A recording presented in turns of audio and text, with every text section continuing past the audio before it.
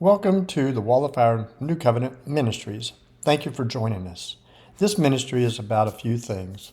We're going to be looking at becoming 100% sold out for the New Covenant, becoming New Covenant Christians, discipleship, and fulfilling the Great Commission.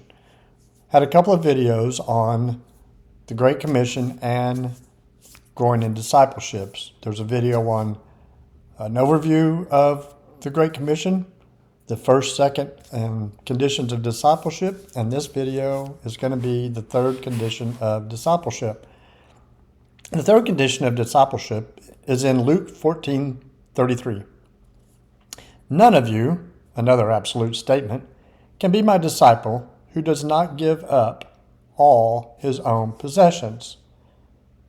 What does this mean in practical terms? We need to understand it. Does it mean we must become hermits and go into the jungle and live there, forsaking everything? Again, going into the jungles and living there and forsake everything and become a hermit? No. Possessions refers to those things that possess us. My possessions is what possesses me. If my house is my possession, I cling to it because it's mine. I possess it, and so it possesses me. It could be an expensive car that you've got, or very valuable stocks and shares. You possess them, and then they possess you. Because your mind is so much on things, your mind is not on the worthless things that you have in your home, but the very precious possessions. So what does it mean when it says we have to give up all our possessions if we are to be his disciples? Do I have to sell everything that I have? There was once a particular young man who came to Jesus, in Mark 10, who Jesus did tell to sell all that he had, Mark 10:21. But Jesus never gave the command to everyone. Zacchaeus, for example, said in Luke 19:8 that he would give away half his goods to the poor and repay those whom he had cheated, and Jesus said that was fine. He said salvation has to come to this house, verse 9. He didn't demand of Zacchaeus that he should give up everything like the rich young ruler. In the house of Martha, Mary, and Lazarus, Jesus didn't even demand that they should give up anything. So he didn't tell everyone that they should sell everything.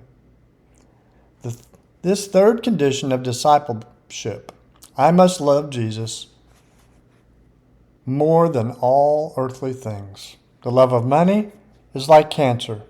In some cases, the cancer is so widespread that a doctor says the only way you can be cured is by removing the entire organ.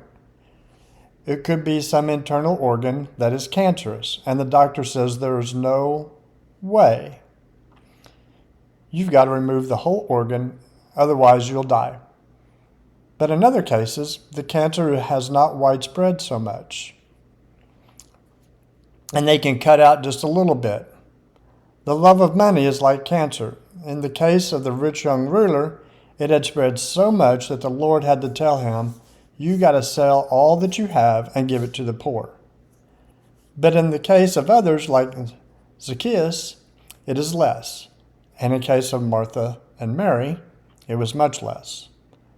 So he didn't give the same command to everyone. It depends on how much the love of money has gripped you, how widespread the cancer is in your life.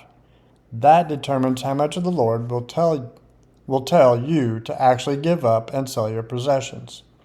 The attitude of forsaking what we have is understood perhaps best by thinking of the story of Abraham and Isaac. Abraham possessed Isaac as his own. He loved him and he possessed him. Isaac was the darling of his heart, and he cared more for him than even for his wife. God saw that Isaac was a little idol in Abraham's heart, that Isaac was actually Abraham's God. He loved him so much, and God wanted to detach him from the idolatry of possessing Isaac. So he told he told Abraham to take Isaac to Mount Moriah and kill him, and Abraham obeyed. God gave him 3 days to think about it. So he walked all the way for 3 days to reach Mount Moriah, and then he said, "Yes, Lord, I worship you. I will offer Isaac up to you." But as he took the knife to slay Isaac, God asked him to stop and told him to take Isaac home. From that day onwards, Abraham did not possess Isaac. But he had him. Isaac was still in his house. He was still his son. But Abraham never possessed him again. And that's the very beautiful picture of what it means to forsake our possessions. Think of things that are most valuable, earthly things, material things to you in your life. What are the things that you value? Which are very, very, very important to you? Perhaps you should make a list. Those are your possessions. And you must be very honest. If you really want to be a disciple, you've got to be honest about what your possessions really are.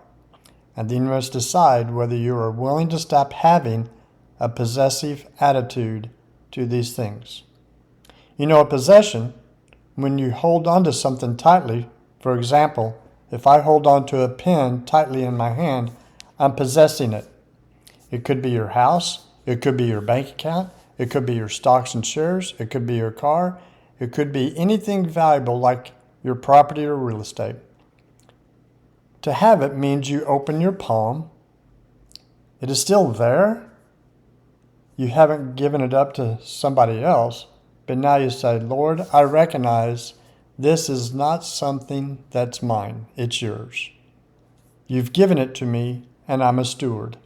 I want to use it faithfully, but I'm not going to be possessive about it. This doesn't possess me. I have it, and I thank you for allowing me to have it." This is the difference between possessing and having. And Jesus says that I must forsake all possessions. I can still have many things that the Lord gives back to me, and I can use them, but I no longer possess them. This is the third condition of discipleship. I must love Jesus more than earthly things. God bless you, and have a great day.